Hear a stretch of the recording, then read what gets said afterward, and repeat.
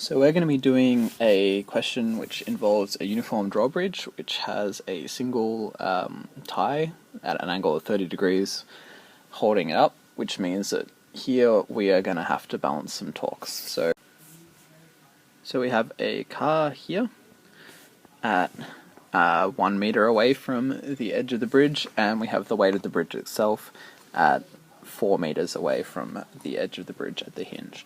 So the torques in the downwards direction, we're going to have the total torque is going to be the torque of the bridge plus the torque of the car. So adding these up, with torque being the force times the radius, we have 4,000 times 4 meters plus 8,000 times 7 meters, because the car is 1 meter away from the very end of the bridge, which means that it's 7 meters away from the hinge. This gives us a total torque of 72,000 Newton meters. Now, to equalize the force in the upwards direction, we're going to have a vertical force acting where the tie and the bridge meet. So that is 2 meters away from our pivot point, so the torque upwards is going to be equal to the force upwards times the radius, and that has to equal 72,000. So we have some vertical force, which we're trying to find, times 2. So the vertical force is going to be 36,000 newtons. Now that we have a vertical force, we're going to have to figure out the tension in the cable, which we're going to have to do using a triangle. So here we have 30 degrees, we want to find our tension, and we know that the vertical force is 36,000. So we're going to have our adjacent side and our hypotenuse, so cos of 30 degrees is going to be equal to 36,000 over the tension.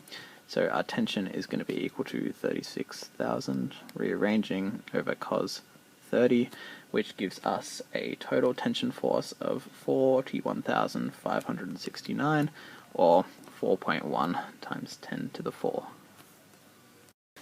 The second part of this question, we need to get the size and direction of any force exerted by the hinge on the drawbridge. So if we quickly draw that drawbridge again, we had our tie at 30 degrees and the hinge here. Now, the vertical forces cancelled out from the tie, but if you look at the direction of the tension, our tension is going to be acting up in this direction because we have a vertical force up, but it also means that we're going to have a horizontal force this way, which needs to get cancelled out so that our bridge doesn't move through the wall.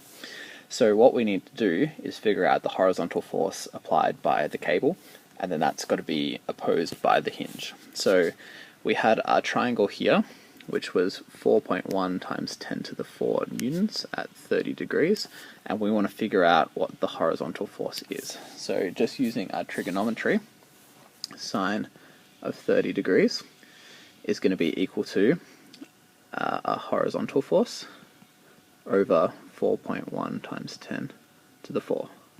So our horizontal force, when you work that out, is going to be equal to 20,785, which we can write in scientific notation as 2.1 times 10 to the 4 newtons to the left.